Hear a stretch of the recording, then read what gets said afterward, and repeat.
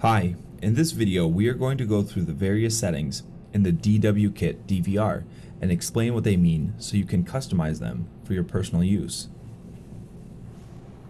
If you boot up your DVR and are unable to get past the first screen, go to the faceplate of your DVR and press the following: Escape, Channel 1, Escape. Once you have unlocked your controls, right-click on the main screen and enter your username and password. If you have not set up your own account, the default username and password is user_admin and password 6/8. The password again is 888-888. Click OK. So let's go ahead and get started by right-clicking on this screen. You'll get a blue bar at the bottom of the screen.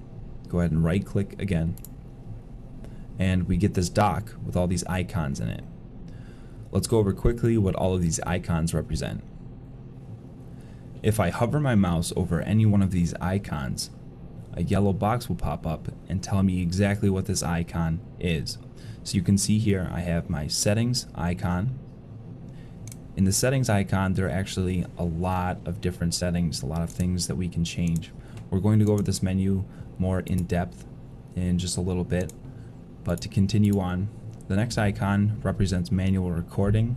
So if we click on that, this is going to allow us to start recording on all channels or stop recording on any one of these channels. Record and search is how you're going to play back video. So if we have video recorded here, which we do, we can use this menu to play back video. The next is PTZ control. If you had a PTZ attached to the DVR, you can click on this and control it by moving it left, right, up, down, zoom, focus, iris. Pretty self-explanatory. The next icon is the clear alarm icon. You can see here we have the alarm source, which is the alarm tripped off by the DVR, or the buzzer. This is an audible alarm. You can see here that we have no alarm being set off, so there's nothing for us to turn off. But if we did have an alarm set off and it continued to stay on, or we had a buzzer that would not shut off, we can click alarm off.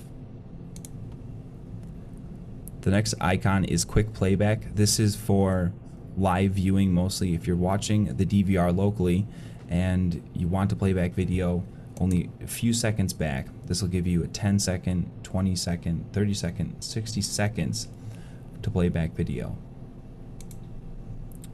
The shutdown icon, pretty self-explanatory. We can shut down the DVR. And we have our views. We can have a single camera view, or we can have a 4-camera view. This icon is the position of the screen and how it shows up on your monitor. This is helpful if your DVR is not positioning itself correctly on your screen. And actually right now this DVR screen is not positioned correctly. So I'm going to click on this, and we want to decrease the size, because if you notice on the top of the bar, I don't have a white line. I don't have a white box going all the way around. So I'm going to go ahead and decrease the size. And you can see now I have my white bar at the top. I also don't have a bar on the left side, so let's go ahead and decrease size on the horizontal plane. And there we go. I have an entire complete box. I'm going to select OK. And this will switch between a TV or a monitor. This DVR does support dual display, so you can have a monitor and a TV. The difference is only one monitor or display can control the DVR at a time, and you can toggle which one controls it using this icon. Let's go next.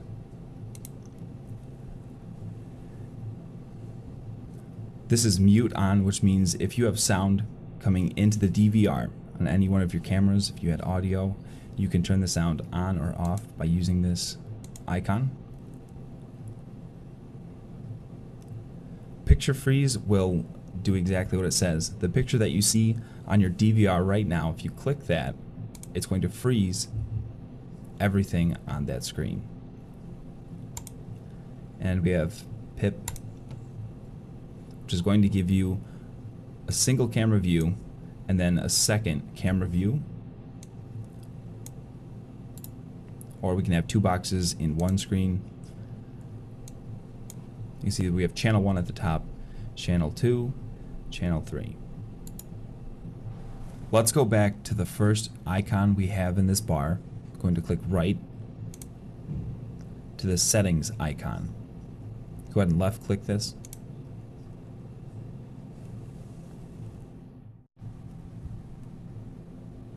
In this menu, we have 7 tabs across the top that we can click on. System, record, video, net, alarm, maintenance, and save. Under these tabs are the settings for that tab. So right now I have system selected, and these are the settings for the system. You'll see here I have a language that I can change. Video standard. VGA setting. If you have a monitor attached, you can upgrade the resolution or downgrade the resolution, whatever's appropriate for the monitor that you have. Time format, 12 or 24 hours. The time setting. Right now we can go ahead and change the time in this. Right now it is, let's see, 10 day 9 almost. And the time, it is right now 12:40, so that's going to be, I'm going to put in 12:40, and the seconds are a little bit irrelevant. Let's go ahead and select OK. And then we have HDD overwrite. HDD stands for hard drive device, and this basically means that when the hard drive fills up with video, what do we want it to do? We want it to overwrite, on. Yes, we do. We can switch this to off, and the DVR will stop recording. I'm going to leave this on. We're going to hit next page. So here we have a whole new set of options. We have add user, we have delete user, online user manage, authority manage, password setting. This is for my current login information. As you can see here, right now my login user is admin, and here's my password for that.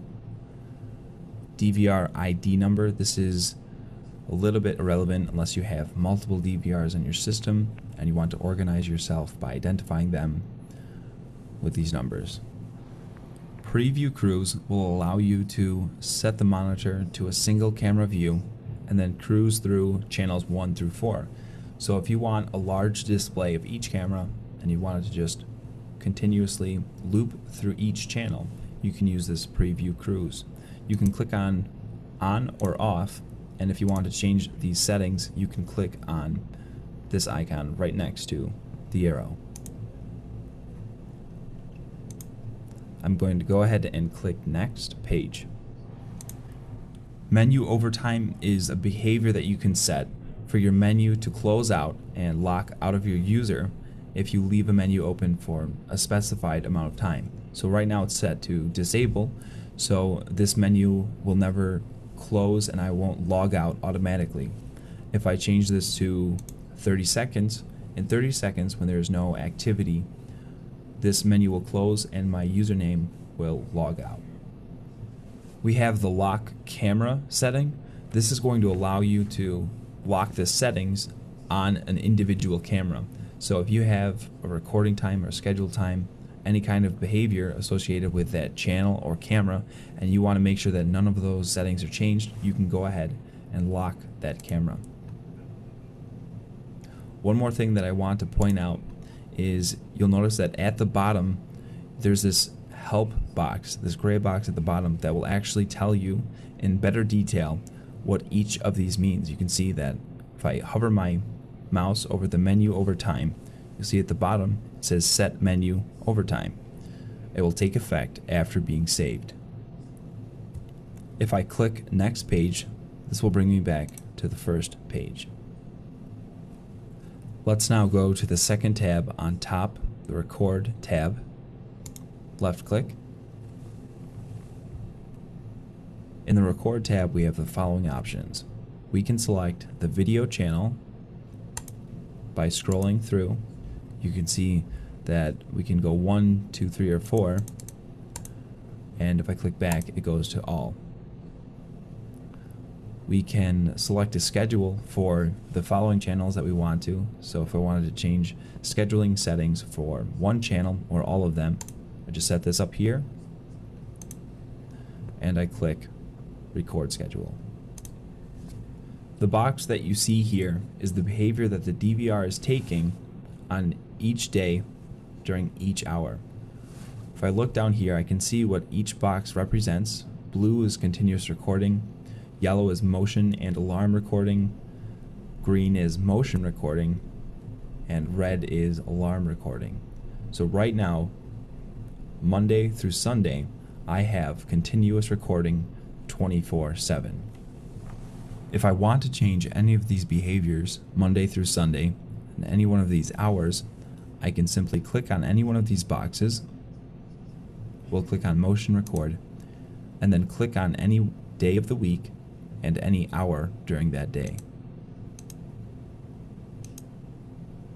You can also click and drag, or you can just click individual boxes. I am going to click OK to exit out of this menu. We can also click the X at the top. If we do click the X at the top, you'll see when I click back on Record Schedule, these boxes that we checked with motion record are now not checked. So a quick reference, if you click OK or save, that's going to save the settings that you just adjusted, and if you click exit, it's not going to save those settings. So be sure to click OK if you want to save settings when you leave a menu. Record quality is, of course, the setting for changing the quality of the video. This also affects how much space is taken up on the hard drive. And this record quality setting is measured in kilobits per second. You can see that right now I have it set to high. I can change it to best, or I can go down to low. If you're very tech savvy, you can go ahead and click user defined and actually manually change the kilobits per second that you want the video recorded to store onto your hard drive.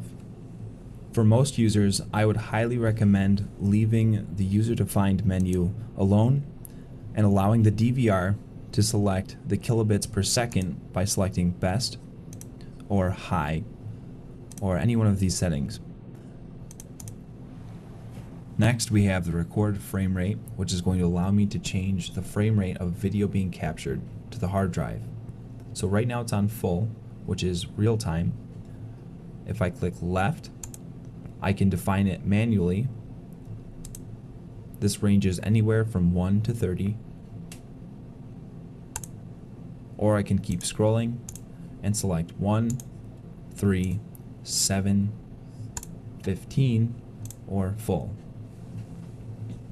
Record source gives me two options. I can record video and audio, or I can record just video. Because I only have video feed from my cameras, I'm going to leave it on video.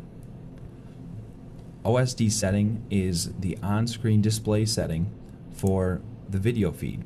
We can say that the OSD setting has no stamp on it, or we can say it has camera name and timestamp. We can have just the camera name or just the timestamp. The record resolution is an exact number of pixels recorded to the hard drive. And if you look at the bottom, our little gray help area, you can see here set record resolution.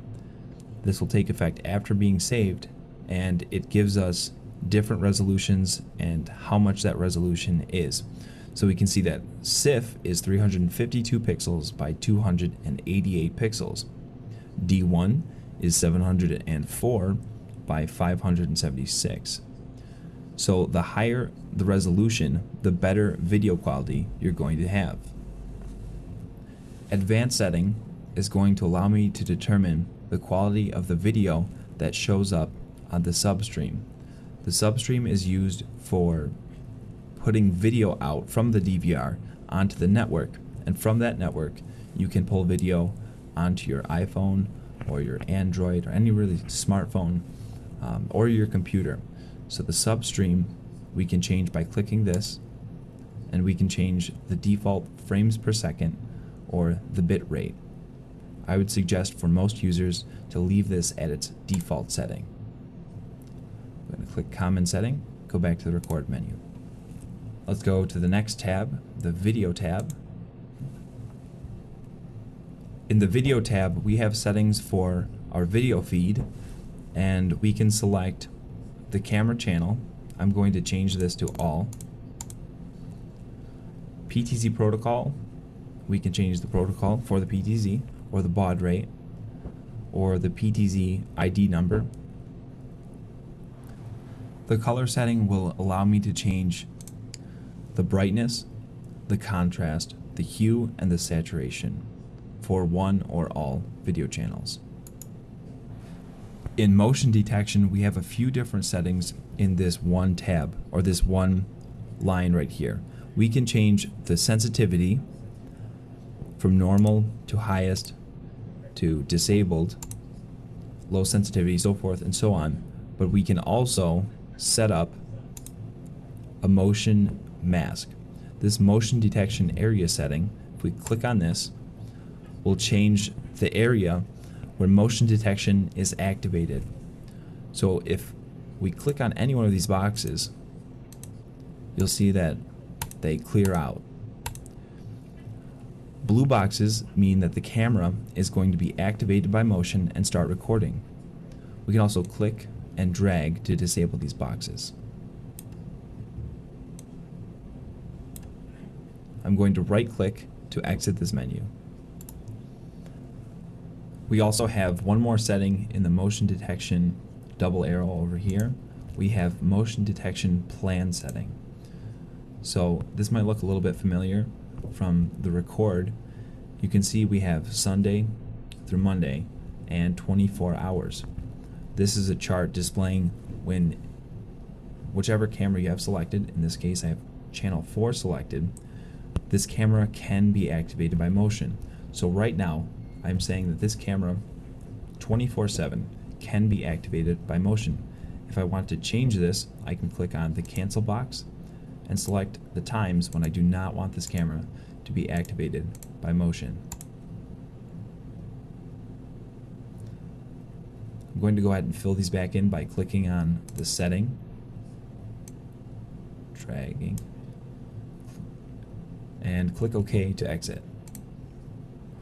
The mask is a very useful privacy setting that will allow you to blot out parts of the video feed that you do not want to show up on your recording. So let's go ahead and change the camera to camera 2 because I have a video feed there, and let's click on the mask, so clicking it from off to on, and click the double arrow next to it. So I have 123-cctv.com written here. If I click and drag an area, this will blot out whatever's in front of it. And in your recording, this will actually not show up. So a good example of this use would be maybe someone's name tag. In an office setting, you can go ahead and just blot that out. If you want to get rid of these boxes, simply right-click on the box. I'm going to right-click to exit out of this menu. Let's quickly go to the advanced settings, and you'll see we have a motion handling. This is the behavior that a camera will take, or the DVR will take, if there is motion in front of whatever video feed you have selected. So right now I have camera 2 selected and motion handling. If I click on this, right now the behavior is if there is motion in front of camera 2, then it's going to start recording. I can change this to record on channels 3 and 4 if I want, or I can sound a buzzer or send an email, so forth and so on. Going to exit, and we have video loss handling. If the video feed from a camera cuts out for whatever reason, you can select a behavior. So let's say that we have channel 2 selected, alarm out. This means that we can send an alarm out from the DVR if we have this selected. If we want an audible buzzer, we can select this, upload, email, pretty basic. Going to exit. Channel name setting. We can actually put in a custom channel name. So let's say we have channel 2 selected here. We can change channel 2 to office, or we can change it to warehouse. I'm going to select OK to exit out of this. Okay. Camera offset is going to change the position of the camera feed on the recording. So I can change this left or right. I'm going to right click to exit out. Let's go back to common setting and click on net. The network settings tab allows us to change identifying factors about how this DVR is viewed online. If ever comes a time that you need to network your DVR, you can simply click on the Networks tab.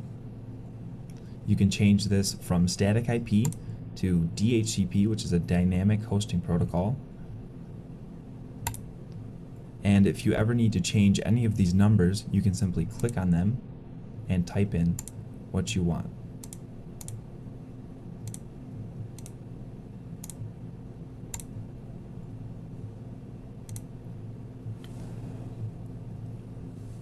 There are a bunch of different settings here, but I would say for the most part, unless you are very proficient in networking, to leave these settings alone. Let's go ahead and click on the Alarm tab. And in the Alarm tab, we can change settings to synchronize our DVR with our home security system already in place.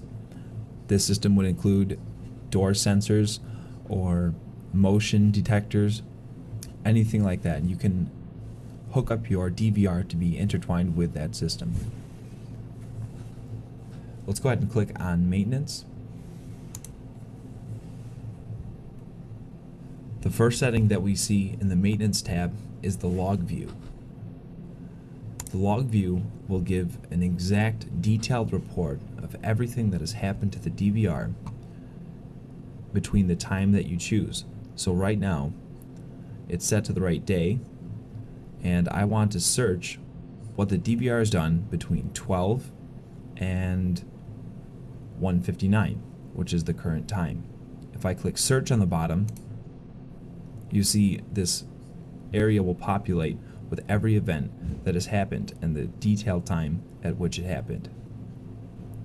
To exit this, you can click the exit button on top, or you can right click. Upgrade will allow you to flash your firmware and update your DVR. HDD Manage is going to allow you to format or check the status of a hard drive. So if we wanted to format this drive, we could click on the drive that we want, select formatting, and select OK. I am not going to format, so I'm going to select cancel, and I'm going to quit. USB Manage will allow us to view devices attached to the DVR, such as a USB flash drive or an external hard drive. Copy settings to USB copies the settings that you have on your DVR, and then if you want to load settings from another one, you can, of course, load these settings. Auto maintain is a little bit complicated and very few people use it, so for this demonstration we're going to leave it at its default setting and click next page. DD capacity, it shows you how much space you have available on your hard drive. It shows you the hardware version, software release date, and the MAC address. Click Next, and we're back to our maintenance menu. If we change any of the settings on the DVR, we have to save them. You'll see that this rightmost tab is a Save tab. You see here we can save and exit, we can exit, we can restore defaults, or we can log out. Restoring defaults is a very nice feature if you change around a lot of settings on the DVR and it's not operating anywhere near what you want it to do. So this is like a fresh slate button. You can just click this and start exactly the way that you got the DVR out of the box. I'm going to click Save and Exit to the main menu. One last feature that I would like to go over is how to actually play back video that is recorded onto your DVR. We can do this by right-clicking on the main screen, right-click again, and scroll down to the record search icon and left-click.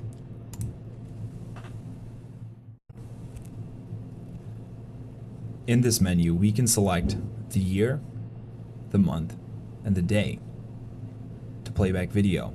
We can also select the channel to play back video on. So I have channel 2 hooked up with a camera, so let's go ahead and check that. On this timeline, video recorded will show up in blue bars. So if I want to play a video, I can simply hover my mouse over this blue area while looking at this clock right here, and let's say I want to play back video at 4:30. It's a little bit hard to get that exact time from all the way out here, so we can go ahead and zoom in or zoom out using these two buttons at the bottom. And let's go to 4:30. Let's click a start time, and we'll click an end time.